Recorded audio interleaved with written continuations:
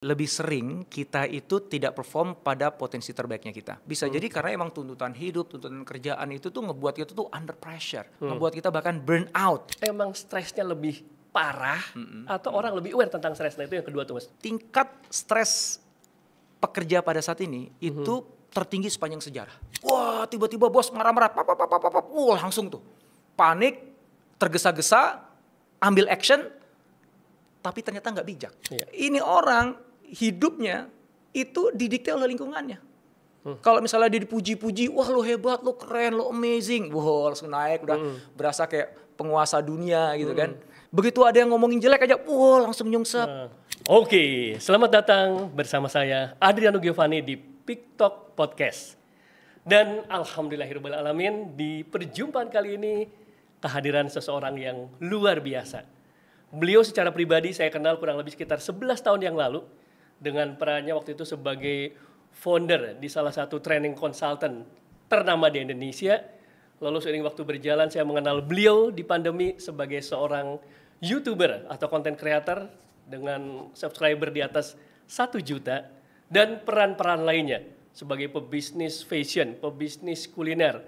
Siapakah beliau? Mas Indrawan Nugroho. Halo, assalamualaikum. Waalaikumsalam warahmatullahi wabarakatuh. Terima kasih Mas Indra sudah berkenan hadir. Dengan senang hati. Terima kasih. Jadi beliau ini sahabat-sahabat bisa saya posisikan sebagai guru, sebagai mentor, sebagai sahabat, dan ini merupakan suatu kebahagiaan buat saya. Jadi Mas Indra, sekarang kalau saya tanya sekarang, kalau mungkin tadi 10 tahun yang lalu saya paham Mas Indra itu siapa. Tapi sekarang dengan beragam peran, Mas Indra itu siapa Mas Indra? Nah, saya juga bingung. Saya itu siapa ya? Tergantung definisi siapa. Kalau siapa itu didefinisikan dengan profesi, berarti siapanya saya banyak dong. Yes. Pengusaha juga ya, di industri kreatif ya, macam-macam tadi udah disebut ya, ada fashion, yang terakhir dengan kuliner, startup founders juga ya di sebuah perusahaan berbasis AI, ya, consultant juga, trainer juga, gitu kan, coach juga, content creator juga, gitu. Jadi kalau misalnya siapa itu didefinisikan dengan profesi, ya jawabannya banyak ya. Tapi kalau menurut saya sih sebenarnya kalau pertanyaan siapa kita bukan profesi ya. Profesi itu kan cuman cara kita untuk mencari nafkah, ya, yang mana di situ juga kita bisa menjadi sumber manfaat bagi banyak orang. Tapi profesi itu profesional cari nafkah sebenarnya. Betul. Jadi kalau siapa saya itu bicara tentang peran kita dalam kehidupan. Kalau dalam perspektif saya ya. Nah, gimana tuh Mas Indra? Nah itu lebih susah lagi jawabnya. Betul. Karena saya selalu ngelihat bahwa hidup saya itu kebagi ke dalam dekade-dekade ya. Dekade 20-an usia ya, kemudian dekade 30-an, dekade 40-an, dan sekarang mau masuk ke dekade 50-an. Ternyata kita mirip-mirip ya Mas. Mirip-mirip. Nah, saya rasa tuh kayak di masing-masing dekade itu saya punya peran yang berbeda-beda gitu. Tapi kalau misalnya harus memilih ya satu benang merah di antara dekade-dekade itu, kok saya lebih suka mengambil peran yang itu berkaitan dengan manusia. Berkaitan dengan manusia. Ya, jadi membantu manusia untuk bisa bertumbuh, berkembang melalui jalurnya masing-masing. Ya, kalau saya dengan Cias misalnya sebagai konsultan inovasi, berarti kan bantu mereka untuk bisa bertumbuh dalam karirnya, dalam usahanya. Melalui jalur inovasi. Di content creator saya, jadi profesi content creator itu juga kan bantu orang untuk bisa bertumbuh berkembang ya, menggunakan insight-insight yang saya hadirkan di video-video saya gitu ya. Terus termasuk di bisnis fashion, di bisnis kuliner itu sendiri juga ada aspek itu juga gitu, karena kita nggak ingin bisnis itu jalan sendiri, untung sendiri, ya. Tapi kita ingin ngajak sebanyak mungkin orang. Jadi konsep bisnisnya kita tuh hampir selalu melibatkan banyak orang. Kenapa? Karena balik lagi karena peran yang saya ingin ambil tuh peran yang kaitannya sama manusia, orang, numbuhin orang, mengangkat orang ke level yang lebih tinggi. Dengan harapan saya ikut keangkat. Jadi bukan berarti saya tuh udah tinggi posisinya, ya kan? Kalau kita ingin mengangkat orang tuh kan nggak harus kita posisinya ada di atas kan? Di bawah pun juga kita bisa ngedorong orang untuk bergerak naik. Ya. Nah, jadi kadang-kadang saya ada di atas, kadang-kadang saya di tengah, kadang-kadang saya di bawah, nggak ada masalah gitu. Tapi harapan saya Tuhan berikan saya kesempatan untuk bisa mengungkit ya, manusia, orang untuk bisa berada dalam posisi yang lebih baik every single day. Wah, keren banget. Nah Mas Indra, ini kan kita di nama channelnya PikTok Podcast, Pik Puncak. Nah, ini relate banget nih dengan yang Mas Indra pakai, high performing individual. Jadi peak performance. Jadi ceritanya kita berharap lewat percakapan ini bisa menginspirasi teman-teman di rumah apapun profesinya mencapai performa kinerja terbaiknya. Nah, saya coba mau mengkorelasikan dengan ragam perannya Mas Indra. Ketika ada yang mengatakan, lu tuh kalau kerja atau bisnis fokus. Nah, kalau versi Mas Indra, definisi fokus itu melakukan satu kategori produk saja atau satu peran saja, atau iya sampai usia tertentu, setelah itu bisa melakukan beragam peran, atau enggak juga. Bisa melakukan beragam peran, fokus itu artinya konteksnya ketika lagi mengerjakan peran A, fokuslah di situ. Ketika mengerjakan peran B, fokuslah di situ. Dalam periode waktu yang sama padahal. Nah, bagaimana menurut Mas Indra? Fokus itu penting ya. Jadi terlepas bahwa kita melakukan satu hal yang berulang-ulang, atau kita melakukan beragam aktivitas yang bisa jadi itu seolah-olah paralel ya, walaupun nggak bisa manusia paralel, karena kan kita terbatas dengan waktu dan ruang. Nggak mungkin. Ya saya hadir di sini ya sebagai tamu Adriano dalam podcast ini kan di saat yang sama nggak mungkin saya bikin konten juga kan gitu kan, atau saya kemudian meeting dengan tim saya kan nggak mungkin juga. So selalu kita ada keterbatasan ruang dan waktu, sehingga di satu momen tertentu kita hanya bisa melakukan satu hal. Dan di situ kita harus fokus. Walaupun bisa jadi ketika saya jadi tamu di podcast Adriano ini pikiran saya kemana-mana kan bisa juga kan. Nah itu nggak fokus berarti. So dalam konteks fokus itu ya memang iya, apapun yang kita lakukan pada saat itu fokus on the present. Jadi apa yang kamu lakukan pada saat itu ya fokuslah di situ. Nanti ketika pindah lagi, sepulang dari sini ada aktivitas lagi nih saya nih. Nah di aktivitas yang baru saya bisa fokus lagi. Bahkan di mobil pun ya saya juga bisa fokus buka laptop, saya mulai kerja lagi nih ya untuk nyiapin materi besok dan lain sebagainya gitu. Nah kalau konteks fokusnya itu adalah pilihan profesi atau bisnis misalnya. Bagusan gimana nih? Apakah sejak awal kita langsung beragam aja nih? Kayak saya kan kayaknya banyak banget itu yang dikerjain kan ya. Tadi aku udah cerita di depan. Atau dari awal kita satu dulu sampai jadi. Jawabannya yang kedua. Jawabannya pilih satu aja dulu, yang itu sampai jadi, sampai bisa menjamin dapur kita, baru setelah itu boleh diversifikasi. Gitu. Nah kadang-kadang tuh orang kan begini ya, dia ngeliat wah Mas Indra aja tuh bisa macam-macam tuh bisnisnya. Kalau gitu gue juga pengen bisnisnya kayak Mas Indra dong. Baru mulai langsung pengen macam-macam. Tahu nggak sih sebenarnya gue itu stay dengan satu bisnis yang sama, dengan satu peran yang sama selama 15 tahun. Iya, tahun 99 saya dirikan Kubik. Ya, baru di tahun 2015 tepatnya. Sebenarnya akhir 2015, jadi 15 tahun kemudian, baru saya kemudian akhirnya mendirikan dalam satu tahun yang sama, 2016, Cias saya dirikan, Nina Nugroho saya dirikan, ada Inhasi itu perusahaan online sales itu juga saya dirikan. So dalam satu tahun saya langsung buat 3 perusahaan. Tapi 15 tahun sebelumnya gue cuma satu gitu loh, kan gitu kan. Nah jadi jangan ngelihatnya tuh saya pada saat yang sekarang. Nah ketika saya akhirnya mutusin di 2016 saya langsung punya 3 bisnis dalam tahun yang sama, itu karena dapur saya alhamdulillah sudah ada bisnis yang bisa ngamanin itu, dan saya udah punya confident karena saya punya success story di situ, saya udah punya jaring di situ, saya punya pengalaman yang panjang di situ, ya nggak, ilmunya juga saya udah ngumpulin 15 tahun lama kan. Nah dengan modal 15 tahun itu baru saya kemudian mulai bercabang, mulai diversifikasi produk, sampai sekarang diversifikasi lagi gitu, bukan hanya di dunia pendidikan atau training atau consultant, tapi juga di industri kreatif juga kan gitu. Tapi itu nanti belakangan. Ketika fondasinya udah kuat dulu gitu. Baik, terima kasih. Nah ini dia nih sahabat-sahabat ya. Mungkin di zaman sekarang Mas Indra banyak source untuk menginspirasi orang.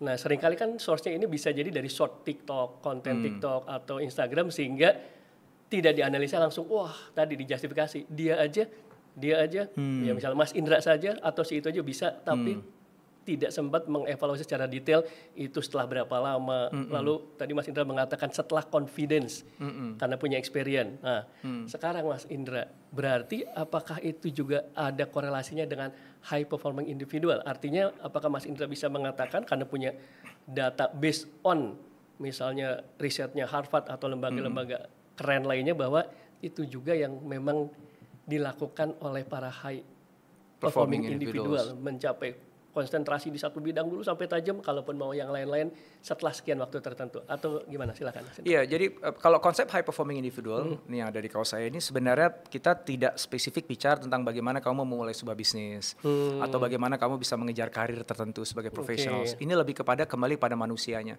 Sebagai individu manusia, most likely lebih sering kita itu tidak perform pada potensi terbaiknya kita.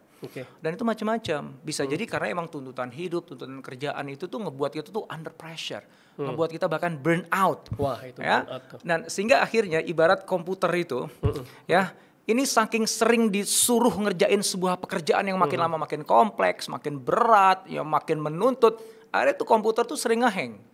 Ya kan, pernah kan ngalamin gitu kan? Oh iya. Wah, atau paling nggak kalau nggak hang, slow deh. Lambat banget sih nih, loadingnya lambat nih. Bahkan di satu titik crash. Betul. Nah banyak manusia sekarang itu ngalamin kondisi yang sama. Ya, kenapa ya? Gue padahal kayaknya kemarin baik-baik aja, tapi kenapa gue sekarang kok lola gitu? Diajakin ngobrol sama dokter.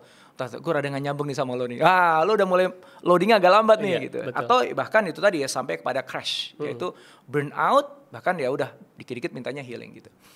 Kenapa itu terjadi? Karena manusia saat ini sistem operasinya itu nggak lagi compatible dengan tantangan yang ada sekarang.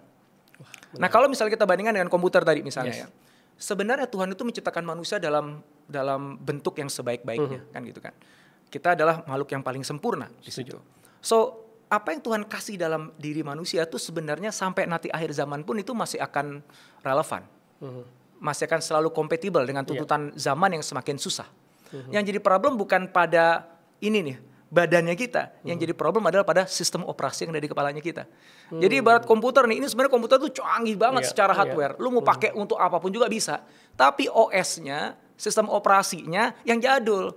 Maka begitu dituntut kerjaan, misalnya mau ngedit video gitu ya. Wah harus 4K, wah harus pakai ini, animasinya begini. Wah langsung dia ngeheng. Ya, nah, high performing individual adalah orang yang memiliki sistem operasi yang terkini, yang paling updated di dalam dirinya, sehingga dia mampu perform at the highest potential.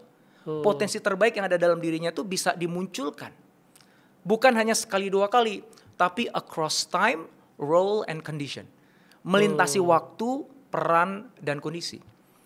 Ya, misalnya tadi nyebut kata peak performance. Betul. Ya. Jujur sebenarnya untuk seseorang bisa ada dalam kondisi peak performance terus menerus setiap hari setiap satu kan ada susah kan.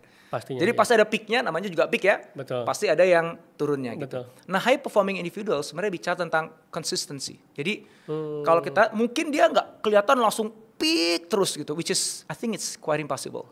Ya. Tapi dia tinggi. Tapi dia mantang di tinggi itu terus. Walaupun ya kalau kita zoom in nih, ya ada naik turunnya lah, namanya manusia nggak mungkin nggak naik turun. Betul, ya nggak? betul. Tapi secara overall, dia tuh kok bisa tinggi terus ya. Potensi terbaik dirinya tuh bisa keluar terus ya. Oh karena ternyata sistem operasi di kepalanya itu udah di-update, yang itu matching sesuai dengan dunia sekarang. Dunia yang nggak jelas, dunia yang nggak pasti, dunia yang terus bergejolak, dunia yang rapuh, yang tekanannya sangat tinggi. Gitu. Sehingga katakanlah gini, 3 tahun yang lalu kayaknya gue baik-baik aja deh. Dan kalau gue lihat sekarang, gue tuh nggak ada bedanya dengan 3 tahun yang lalu. Ya, badan gue masih sama, cara berpikir gue sama. Tapi kenapa sekarang kok rasanya jadi lebih berat ya? Jadi lebih susah ya gitu. Padahal guanya sih nggak beda. Ya emang lu nya nggak beda, tapi dunianya udah berbeda. Sementara operating system lu masih jadul. Yang mungkin 3 tahun yang lalu nggak ada masalah. Begitu sekarang ya udah nggak cocok lagi bro, ya, gitu ya dengan tuntutan zaman. Nah itulah yang kita maksud dengan high performing individuals. Oke.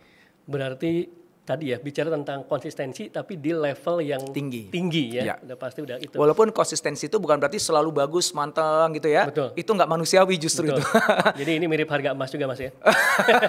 Kalau harga emas kadang-kadang naik terus drop gitu ya. Berarti bunga juga. Ya. Tapi lebih baik dibandingkan harga saham.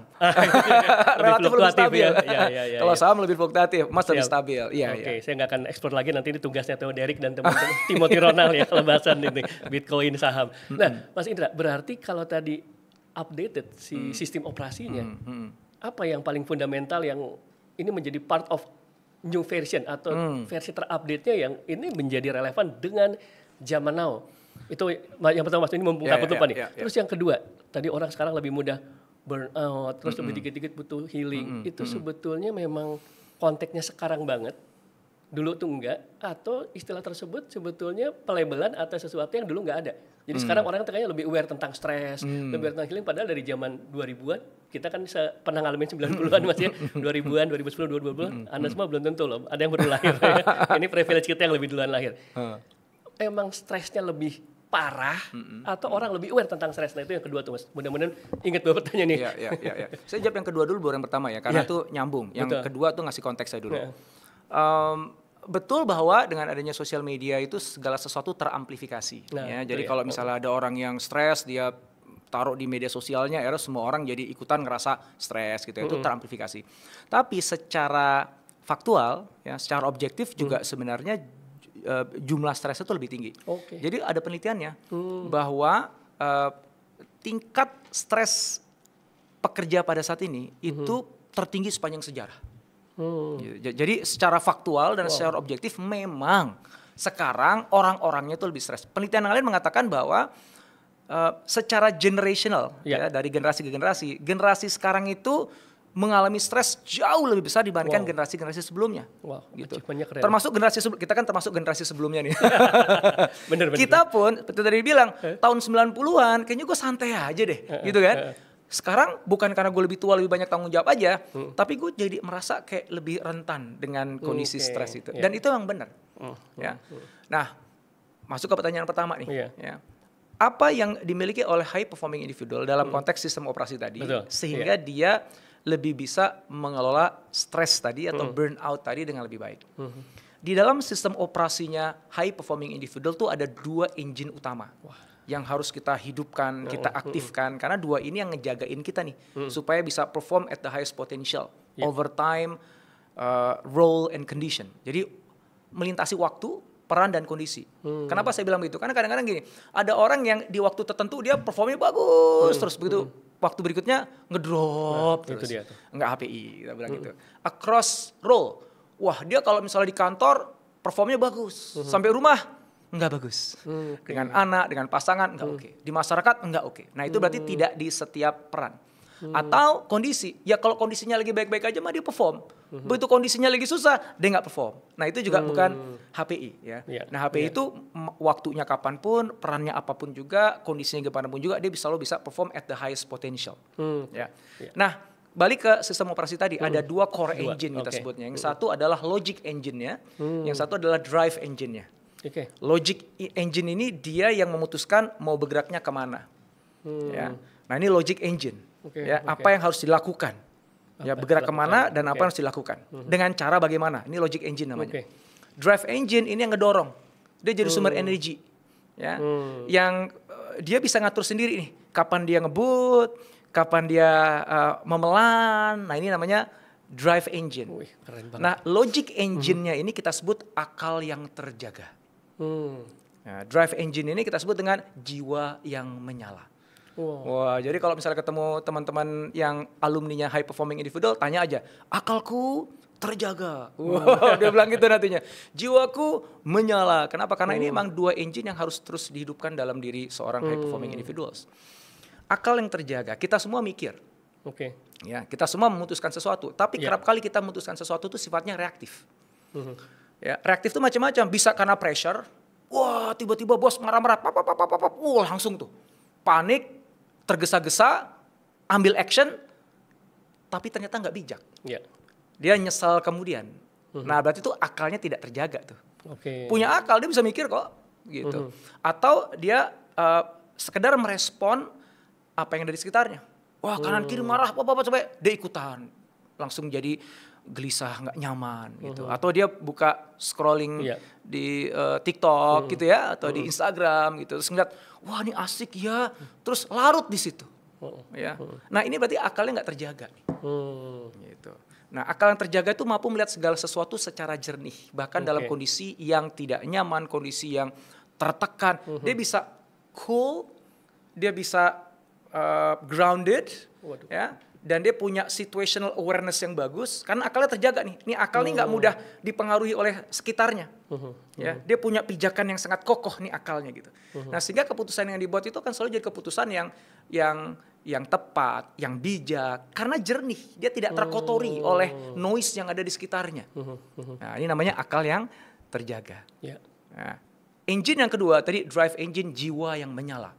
Menyalanya itu dari dalam, karena dia udah punya dinamonya sendiri lah. Dia nggak nunggu orang lain nyalain, dia nggak nunggu dikomporin, nggak nunggu dikebetin duit di depannya baru dia gerak gitu ya. Dia internal drive-nya tuh kuat banget. Kenapa? Karena dia tahu kenapa dia harus bekerja. Kenapa dia harus berikan yang terbaik bagi keluarga. Kenapanya tuh kuat banget di dalam dirinya. Gitu. Nah, sehingga imagine orang ini jiwanya menyala, ya. Dia terus mensuplai energi yang nggak habis-habisnya, dan energinya itu bukan api merah yang menjilat-jilat yang bisa bakar sisi rumah. Dia seperti api biru yang kalem, yang tenang, yang dia konsisten over time terus. Nah, imagine dengan adanya 2 engine ini, maka orang itu akan mampu menavigasi semua perubahan, semua gejolak, ketidakpastian yang ada di dunia ini dengan lebih bijak. Itu tadi. Nah, keywords-nya supaya bisa mengaktifasikan kedua ini gue ngomongnya agak panjang nih, ini harus ikut pelatihan untuk dapetin ini nih. Keywords-nya itu kata sadar, bro. Sadar. Jadi awareness bahasa sekarang. Agak nggak pas ya, awareness, conscious. Kita sebenarnya agak bingung. Beda. Awareness itu lebih apa ya? Lebih surface, lebih permukaan dibandingkan sadar itu lebih dalam. Banyak orang sekarang kerja itu nggak sadar. Hidup aja nggak sadar. Kenapa bisa gue bilang gitu, nggak sadar? Kebanyakan dari kita itu menjalani kerjaan deh, gue ngomongin kerjaan dulu. Itu semata-mata karena ya emang bukannya dari dulu harus begini ya. Rutinitas. Kan bos gue kan emang nyuruhnya begini kan. Setuju. Ya memang harusnya begini kan gitu. Ya udah, dia nggak sadar, dia kayak ya karena gue disuruh begini gue jalannya gini. Kalau tanya kenapa lo lakukan begitu, ya karena gue disuruh. Berarti itu dia nggak sadar itu. Itu dia nggak sadar. Dia nggak memiliki kesadaran sendiri untuk kemudian memutuskan bahwa ini yang terbaik bagiku untuk aku jalankan. Termasuk dalam kehidupan sosial, ya. Diomongin jelek langsung reaktif. Itu nggak sadar berarti. Ini orang hidupnya itu didikte oleh lingkungannya. Kalau misalnya dia dipuji-puji, wah lo hebat, lo keren, lo amazing, wah langsung naik, udah berasa kayak penguasa dunia gitu kan. Ya. Begitu ada yang ngomongin jelek aja, wah langsung nyungsep. Ya berarti diri lo itu ibarat kayak bola ditaruh di tengah sini, tergantung kanan kirinya aja. Kalau kutip digerak sana, ada yang nyok sini. Coba bayangin hidup kita tuh kayak gitu, ya, didikte oleh lingkungannya. Lo ke kanan karena lo didorong ke kanan, lo ke kiri karena ada yang ngedorong ke kiri. Yang ngedorong tuh bisa atasan lo, bisa pasangan lo, bisa temen lo, bisa duit yang dikibetin, bisa di media sosial. Intinya lu tuh kayak nggak punya kesadaran, lu ngikut aja dorong sana, dorong ke sini, kan lingkungannya. Itu yang dibutuhkan, Mas. Kenapa tuh? Oleh orang marketing. Kenapa tuh? Create FOMO kan jadinya ikut. Nah itu makanya akhirnya ya itu jadi loophole yang bisa dimanfaatkan oleh orang-orang yang jualan sesuatu yang nggak penting sebenarnya. Betul. Ya. Nah orang punya kesadaran itu dia punya kalau pakai kata awareness tadi ya, situational awareness. Dia tahu nih, oh kondisinya seperti apa. Oke, gue dipuja-puja, terima kasih, ya alhamdulillah, ya doakan supaya bisa konsisten. Udah, dia nggak kemudian kayak langsung seolah-olah langsung dadanya mengembang, dia lupa diri, nggak begitu. Begitu udah dijatuhkan juga, ya dijelekin orang di media sosial, dia juga, oh oke, gue dijelekin nih. Oke, berarti ada sesuatu nih pasti yang memicunya, ada ini, gue bisa refleksi apa ya? Pasti gue ada kontribusi juga di sini nih. Gue kurangnya di mana, gue salah di mana gue bisa perbaikin. Yuk kita tabayun yuk gitu. Nah ini full kesadaran. Ya dia tidak bereaksi murni, ya, tapi dia memproses dalam dirinya karena punya kesadaran. Nah maka syarat untuk membuat sistem operasi ini jalan dengan akal yang terjaga dan jiwa yang menyala itu berangkat dari sebuah kesadaran yang sekarang itu langka banget. Waduh. Bener langka. Kenapa, Mas? Karena noise-nya udah terlalu banyak. Balik lagi kayak mungkin tahun 90-an lah ya. Aduh, jadi makin berasa tua nih Mas. Tahun 90-an. Apa sih stimulinya? Breakdance aja zaman dulu. Apalagi zaman John Bon Jovi lah ya. Betul. Pada saat itu kan. Terbatas lah pokoknya ya. Terbatas ya. TV juga masih ada apa? SCTI aja dulu kali ya. Sama TVRI ya. Sama TVRI gitu kan. Apa sih hobi-hobi paling itu aja. Profesi paling itu aja gitu ya. Sehingga kita punya banyak waktu sebenarnya untuk center untuk gue maunya ini, gue sukanya ini, gue lagi pengen ini, gitu. Kesadaran bahwa oh ini aku loh, gitu. Itu tuh ada waktu untuk kita melakukan itu. Secara nature berarti itu ya Mas? Natural. Gitu. Nah sekarang kita nggak punya waktu. Ya, dari tadi aja nih handphone saya di kantong saya udah deret gitu. Gue lagi tengah podcasting. Ini masih gangguin juga nih di kantong. Harusnya nggak gue taruh di kantong sih sebenarnya. Ya, nah hidup kita tuh penuh dengan noise tadi. Ya, noise itu datangnya bukan hanya dari handphone. Ya atasan yang tiba-tiba telepon, orang rumah juga. Oh macam-macam di kepala saya ini juga banyak banget rencana yang harus aku lakukan. Itu bisa jadi noise yang ngebuat saya jadi nggak punya waktu untuk diam dulu, ambil jeda dulu, ya, dan memutuskan what exactly do I want. Gue sebenarnya maunya apa? Wah iya benar. Gitu. Nah itu yang dimaksud dengan kesadaran. Nah maka kalau dari dulu aku selalu bilang ya kerja itu 3 As kan, kerja keras, kerja cerdas, kerja ikhlas. Which is itu bagus banget. Ada sebagian nambahin kerja tuntas gitu ya. Boleh silahkan. Nah gue mau nambahin yang satu nih, kerja sadar. Bahkan lebih jauh lagi, hidup sadar. Wah. Karena banyak dari sekarang, again banyak orang yang nggak sadar. Kelihatan hidup tapi dia nggak sadar. Ya, dia cuma menjadi refleksi dari lingkungannya aja. Dia hanya bereaksi terhadap stimuli lingkungannya aja. Dia tidak secara sadar menjalani kehidupannya. Nah, itu yang ngebuat kita akhirnya ya gampang burn out, ya, bahkan merasa nggak berdaya, bahkan termasuk decision paralysis. Ini risetnya kuat banget nih. Apa Mas? Banyak orang sekarang yang tidak bisa ngambil keputusan. Oh iya setuju banget nih Mas, setuju banget. Dia bingung, jadi lumpuh dalam membuat keputusan. Ya, ini dia. Yang itu tuh, itu karena ya nggak sadar. Gimana sih orang nggak sadar? Ya wajar lah dia lumpuh dalam ngambil keputusan. Sepanjang hidupnya dia didikte oleh lingkungannya, ya dipengaruhi oleh lingkungannya, noise terlalu banyak, bising sekali dunia ini, gitu. Nah Mas Indra tuh mumpung tadi tidak mampu mengambil keputusan. Sahabat saya dulu rekan kerja, nih teman-teman ini relate banget nih. Karyawan fresh graduate dalam suatu pengambilan keputusan, kepimpinan ngomong gini, Star ya, saya tanya dulu ke orang tua. Beneran Mas. Dan ini pun sempat di-mention juga di situasi yang lain oleh Pak Renal Kasali. Ketika dia mau merekrut, sudah diterima, oke, gimana mulai waktu tertentu, kan tentunya is oke aja sebetulnya ya, tapi jangan di-mention begitu. Nah ini keren banget. Nah Mas Indra, satu pertanyaan nih. Berarti apakah akal yang terjaga tadi Mas ya?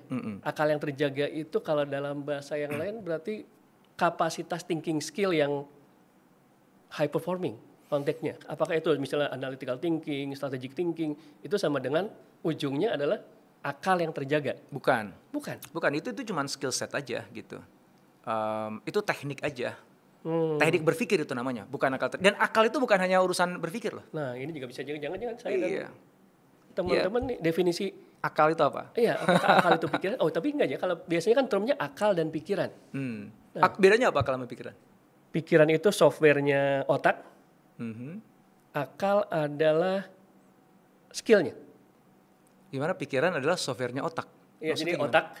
Otak tuh hardware berarti? Ya, brain. Terus si pikiran itu adalah softwarenya.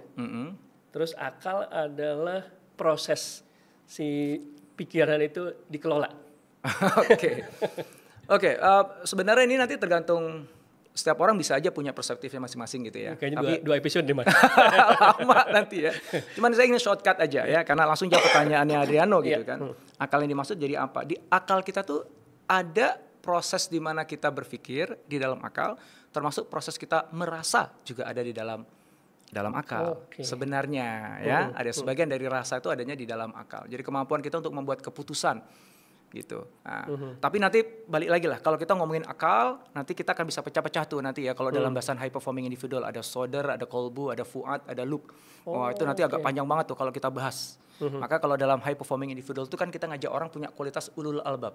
Ulul albab tuh, ulu tuh yang memiliki, albab itu jamaknya loop. Loop itu adalah inti yang terdalam, yang ada dalam akal kita ini. Kalau misalnya dicari yang paling intinya, itu ada loop namanya. Itu yang punya koneksi kepada Tuhan.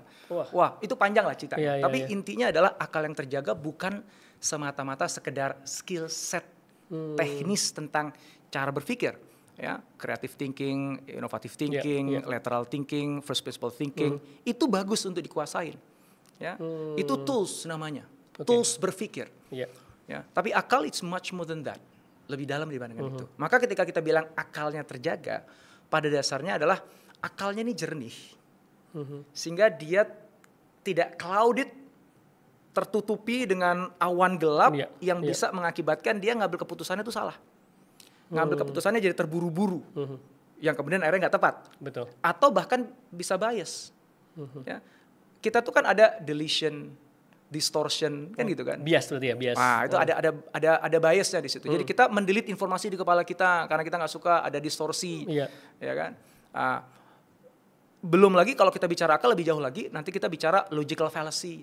Ya kan, kesalahan logika kita. Itu kan semuanya penyakit-penyakit yang ada dalam akalnya kita. Iya, betul, ya. betul. Nah, akal yang terjaga adalah akal yang bisa terjaga dari semua tadi. Gitu. Sehingga dia bisa membuat keputusan yang paling bijak, yang paling tepat. Definisi bijak apa nih Mas? Kan kita sering dengar banget ya.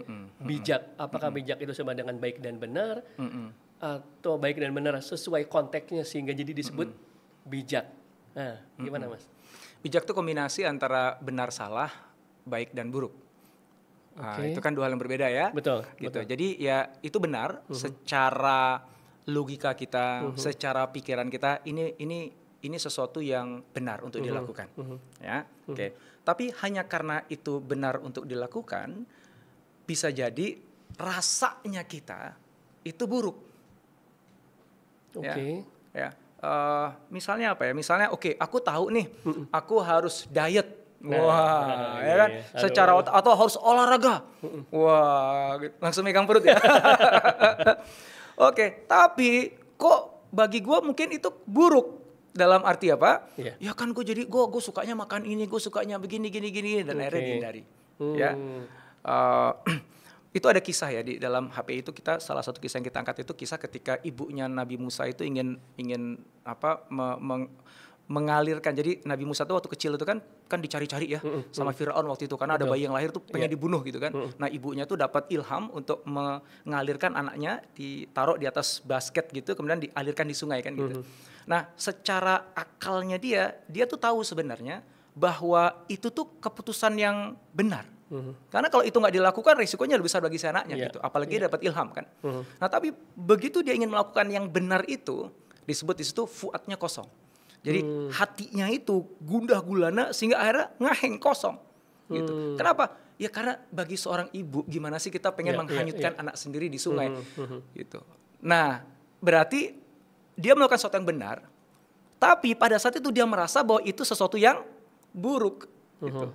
Nah, bijak itu punya kemampuan untuk pada akhirnya kita memutuskan sesuatu. Ya. Yang di situ benar. Dan di saat yang sama hati kita walaupun ya ada masa di mana kita katakanlah ini nggak bener, ini nggak bagus sih, tapi kan akhirnya kan dilakukan juga oleh si ibu itu, sehingga dia bisa ngontrol itu ya kondisi batinnya dia, sehingga keputusan yang dia buat itu tidak ternodai dengan kondisi emosi yang sesaat pada saat itu. Nah, itu contoh ya tentang keputusan yang bijak. Nah, dalam hidup kita ini kerap kali ya kita kurang bijak dalam arti gimana? Kita tahu nih ini sesuatu yang benar. Perjuangkan dong yang benar. Tapi dalam memperjuangkan yang benar ternyata kita menghasilkan ekses negatif, nyakitin hatinya orang atau merugikan orang. Tapi ini kan benar. Ya, tapi kebenaran yang lo pengen tegakkan itu ternyata punya ekses negatif bagi orang lain. Nah, lu mungkin benar, tapi lu nggak bijak. Ya. Karena baik buruknya kan jadi ternoda di situ kan. Ya itu benar. Tapi yang lo lakukan tuh nggak baik, bro. Kenapa dibilang nggak baik? Ya karena kalau istilah bahasa trainingnya nggak ekologis. Nggak ekologis lo nggak ekologis. Lo punya dampak negatif pada orang lain sekitar lo. Dalam jangka panjang lo nggak bagus. So walaupun benar, tapi itu tidak baik. Nah, berarti apa? Berarti lo nggak bijak. Nah, kurang lebih begitu. Nah, kita tuh setiap hari itu harus ngambil keputusan itu tuh, mau di rumah, mau di kantor dan sebagainya. Pertanyaannya gimana caranya pikiran kita tuh nggak clouded, ya tertutupi oleh awan gelap sehingga kita buat keputusan tuh jadi susah. Rasanya kok jadi berat gitu ya, pikirannya kemana-mana gitu. Ada noise yang semakin bising di telinga kita sehingga akhirnya ya keputusan kita keputusan yang reaktif, keputusan yang pendek banget mikirnya dan akhirnya kita sesali di kemudian hari. Berarti akalnya tidak terjaga. Kurang lebih begitu. Baik. Tadi ada dua Mas Indra ya, akal yang terjaga dan jiwa yang menyala. Oke, berarti ini untuk memastikan kita dengan teman-teman itu klik. Kalau jiwa itu tempatnya di mana sih Mas? Ini jadi bahasan filsafat ya. Iya, Nanti dimarahin sama Ferry. Iya. Ferry itu Pak Guru Gembul ya. Oke. Atau sama Guru Gembul. Tadi ketika misalnya Mas Indra mengatakan ketika jiwanya gundah. Nah ini kan sekaligus nih nanti. Gundah itu nggak hanya dari jiwa, pikiran kan bisa juga gundah. Nah itu dia tuh. Apakah itu jadi penting nggak sih dibahas di pikiran itu jiwa itu, atau kalau memang kita anggap nggak fundamental dan tidak esensi, nggak apa kita skip. Tapi justru pertanyaan adalah apakah setiap orang bisa memvalidasi tadi baik benar itu secara tepat atau bijak, sementara menurut pendapat saya dia dididik seperti apa oleh keluarga, oleh orang tua, oleh sekolah, experience hidupnya akan melahirkan preferensi yang berbeda. Betul. Sehingga apakah bijak ini variabel yang bebas tanda kutip, atau akhirnya misalnya karena tadi Mas Indra menyebutkan beberapa istilah yang saya pahami sebagai wah itu kayaknya Islam banget tuh. Silakan nanti divalidasi sehingga semuanya akhirnya didudukan kepada semuanya based on ayat suci atau hadis ketika kita memvalidasi ini benar atau baik, tidak based on situasi, kondisi, momen, negara, tahun. Nah, gimana Mas Indra? Ya kita kan pasti percaya ada universal truth. Nah, ya kan? Yang bisa jadi misalnya kayak sekarang di Amerika ini lagi rame ya, yang kiri dan kanan gitu kan. Masing-masing punya their own version of truth. Kebenaran yang versi kanan begini, kiri gini. Di Indonesia juga begitu. Indonesia udah terpecah belah begini, masing-masing punya versi kebenarannya sendiri-sendiri gitu. Nah, ini kan pertanyaannya Adriano tadi, terus gimana kita bisa mengatakan gue udah bijak gitu. Ya kalau gue lahir di kanan berarti gue akan merasa kebenaran tuh ada di kanan yang diajarin ke gue. Orang kiri bilang enggak, lo nggak benar, lo salah gitu kan. Itu sebabnya ketika kita belajar high performing individual, kita akhirnya kembali merujuk kepada universal truth itu apa gitu. Yang paling simpel adalah gini lah, kalau high performing individual ini kan ngomongin manusia. Betul. Ya udah kita cari manual booknya aja gitu. Jadi atau siapa sih yang ciptain manusia? Ya kita ngerujuknya ke sana aja gitu. Nanya aja sama dia. Dia ngasih clue ngasih clue ternyata. Oke, ada kitab suci gitu. Nah, yang kita gunakan adalah Al-Qur'an di dalam HPI ini karena Al-Qur'an itu satu-satunya kitab suci yang diturunkan untuk semua umat manusia, bukan hanya pada umatnya Muhammad saja. Jadi apapun latar belakang keyakinan tuh sebenarnya Al-Qur'an akan selalu relevan dengan mereka. Ya mungkin ada bias sebagai saya seorang muslim juga ya. Betul. Tapi secara faktual memang Al-Qur'an menyebut dirinya seperti itu. Ya, diturunkan untuk seluruh umat manusia, bukan hanya untuk umatnya Muhammad. Itu sebabnya kita pakai. Di dalam HP itu kita sebut dengan bayan.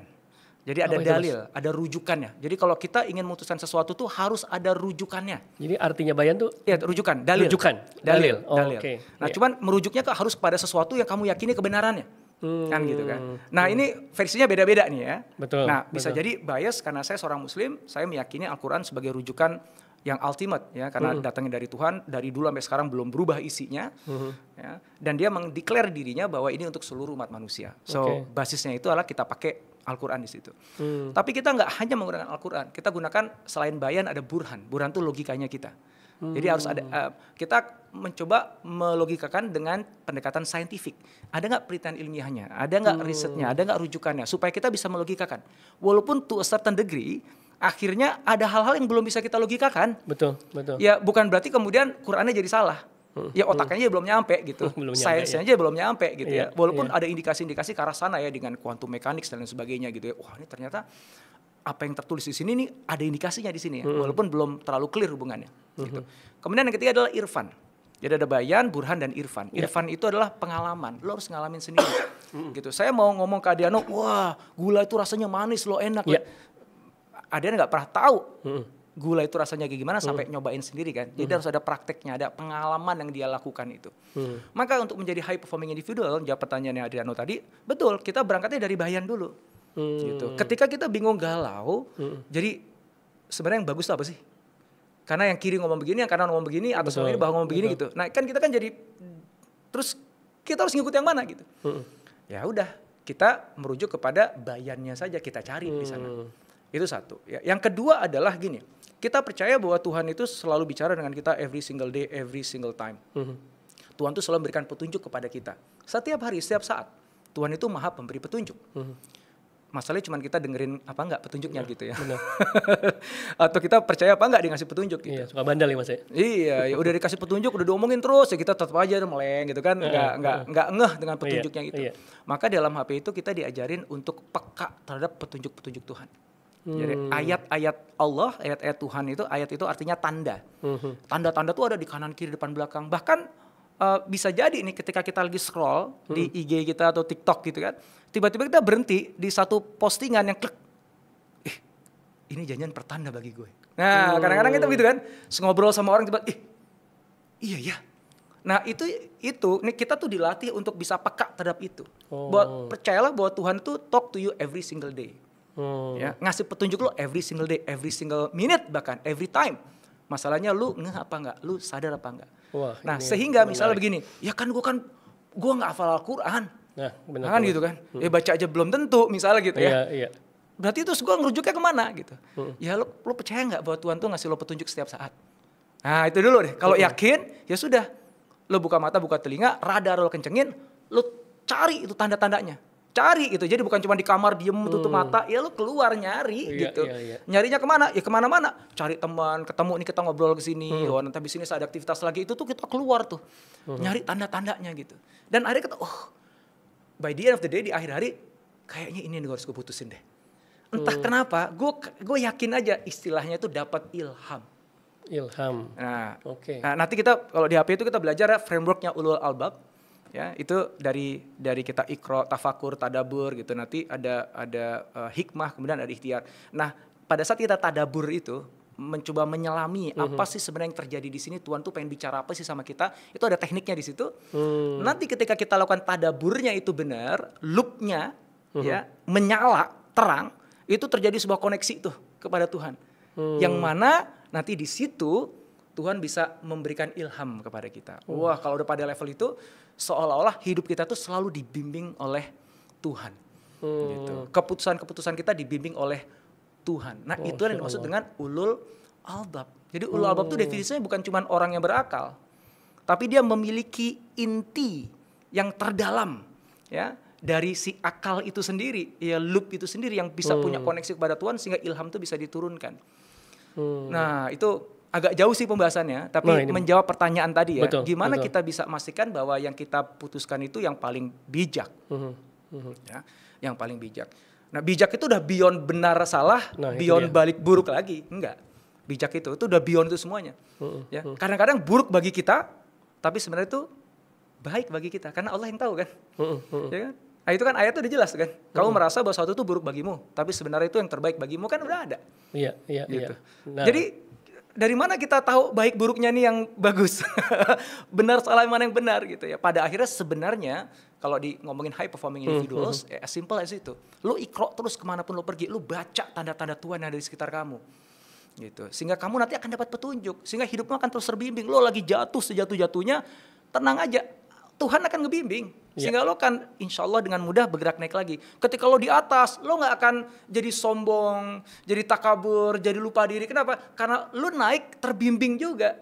Nah itu dia. Makanya si high performing individual tuh relatively dia naik turunnya tuh gak terlalu jauh. Dia relatif stabil tuh ada di atas gitu. Karena keterbimbingan itu.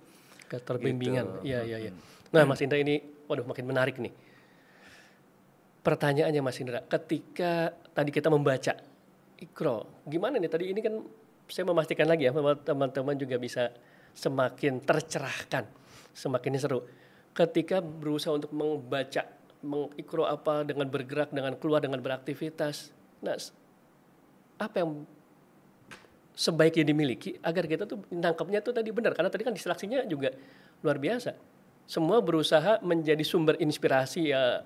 Para influencer dengan berbagai macam genre, dengan berbagai macam tanda kutip CR, termasuk tadi marketer, itu pun berusaha memberikan tanda-tanda yang membuat orang, gue harus beli ini nih. Sebenarnya nggak butuh, tapi dianggap sebagai tanda, apalagi dikasih akhirnya, Mas istilahnya kalau di insentif apa? Bukan di hubung-hubungan tuh.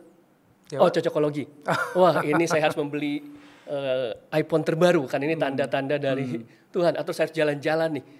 Nah, gimana Mas memvalidasi bahwa memang kapasitas Iqra saya tadi atau membaca tanda-tanda tadi itu memang tepat sehingga itu beneran ilham, bukan ilham tanda kutip yang disisipkan oleh pihak-pihak yang justru itu menjauhkan kita dari katakanlah kebijaksanaan. Sebenarnya jujurnya itu gini, hati nurani kita, kalau kita pakai istilah yang umum aja deh gitu ya, tahu kok mana yang baik dan mana yang nggak baik bagi kita sebenarnya. Itu pasti tuh Mas ya? Itu udah pasti, misalnya gue beli iPhone baru nih gitu. Iya.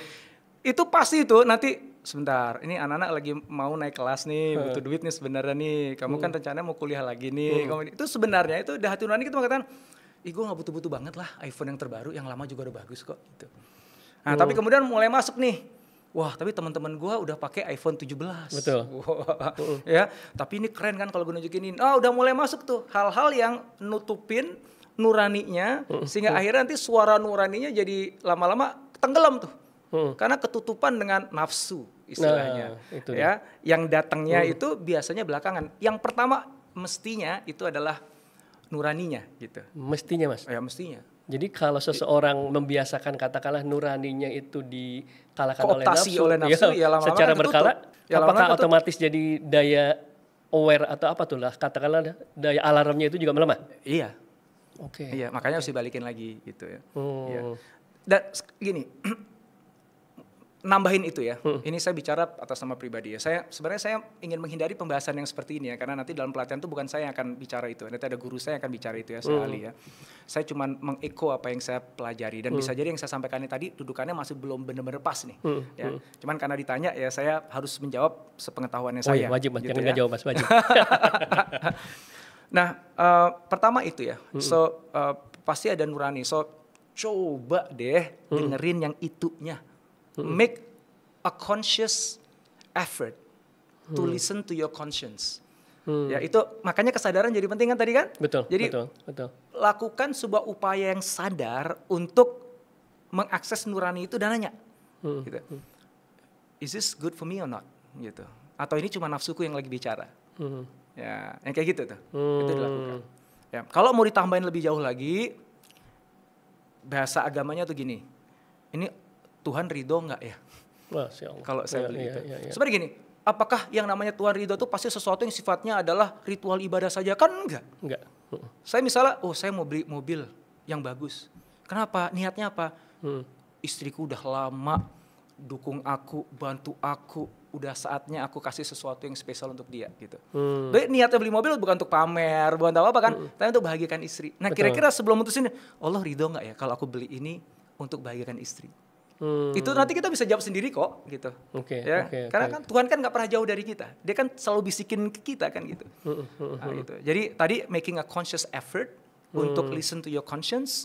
Yang kedua, ask yourself a questions tentang ini kira-kira Allah ridho nggak ya kalau gue lakukan ini? Kalau gue ngambil kerjaan ini, gitu. Ya, banyak lah.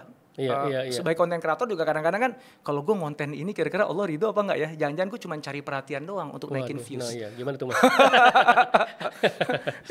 Iya. Mas Indra, berikutnya tadi terkait dengan jiwa yang menyala.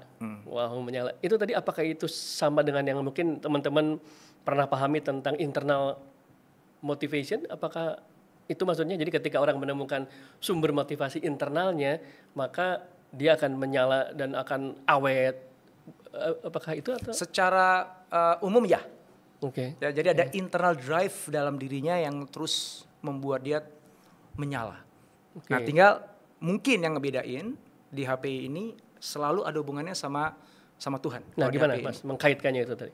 Jadi tadi saya udah cerita tentang kesadaran sebagai pintu masuknya dulu, sehingga nanti akalnya bisa terjaga, jiwanya bisa menyala.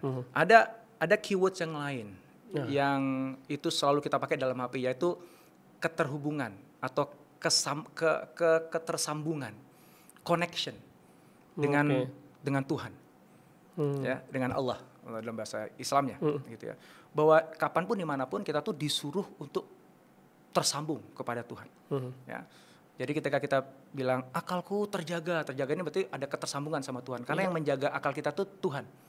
Gitu. Kita hanya bisa berupaya menjernihkan akal kita, tapi pada akhirnya menjaga kita itu adalah Tuhan. Gitu ya.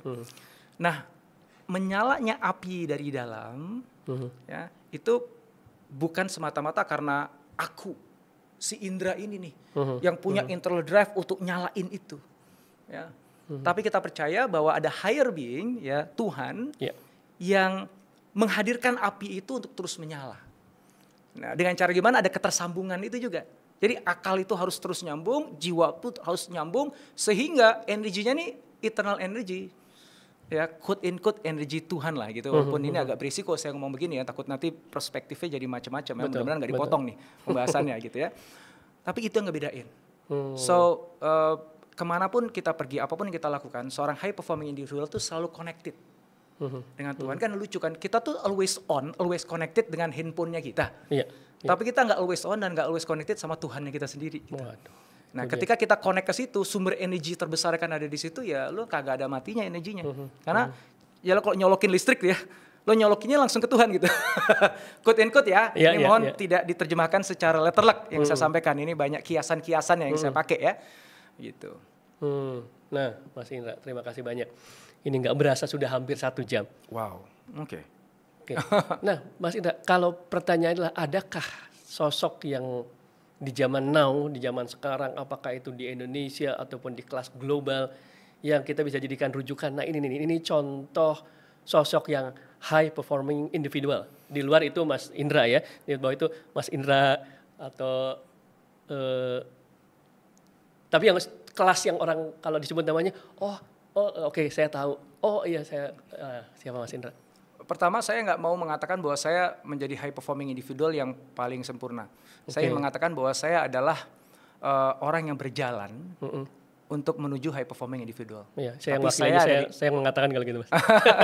Jadi saya berharap saya ada di track yang tepat gitu, karena saya selalu minta bimbingan Tuhan untuk supaya bisa on track untuk terus naik kelas menjadi high performing individual. Nah, pertanyaan itu sering diajukan juga kepada saya, itu siapa kalau sosok di Indonesia gitu. Dan saya selalu berusaha menghindari menjawab pertanyaan itu. Karena siapapun yang saya sebut namanya itu bisa jadi dikorek-korek masalahnya dan akhirnya justru akan jadi backfire.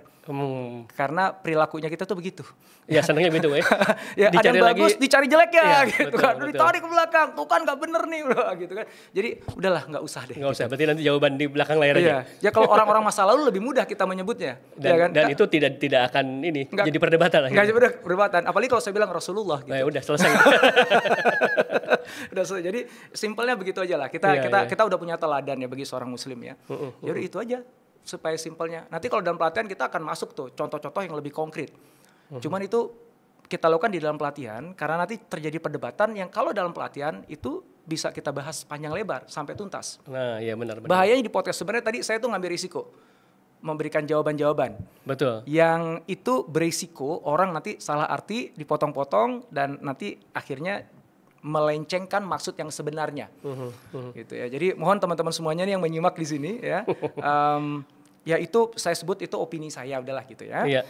Dan mungkin yang dimaksud saya tidak bisa ungkapkan secara letterlek langsung dengan tepat, tapi mudah-mudahan itu bisa menginspirasi. Jadi niatnya menginspirasi. Jadi bukan pengen sok tahu juga. Nanti ada teman-teman ahli filsafat, ahli agama yang akan nggak gitu. Mangga silakan ya. Saya juga dalam proses belajar juga ya. Silakan. Baik. Wah, ini menarik nih Mas Indra. Terima kasih. Ini juga sekaligus reminder ya buat saya, buat kita semua, statement Mas Indra ini sekaligus menjadi sesuatu yang, bayangin loh, guest bintang tamu sampai membuat statement itu saking kadang-kadang ya tingkah pola saya atau mungkin banyak di luar sana. Ini juga jangan dipotong ya, saya diutilisasi untuk hal-hal yang akhirnya tidak produktif lah katakan ya. Kalau salah benar tadi relatif tapi tidak produktif. Baik Mas Indra, nah sekarang untuk penutup. Nasihat singkat apa di situasi saat ini yang bisa menjaga kita untuk menjadi high performing individual dalam kalimat yang singkat, di luar tentu saja teman-teman ikutin workshopnya beliau agar deep. Nah, silakan Mas Indra.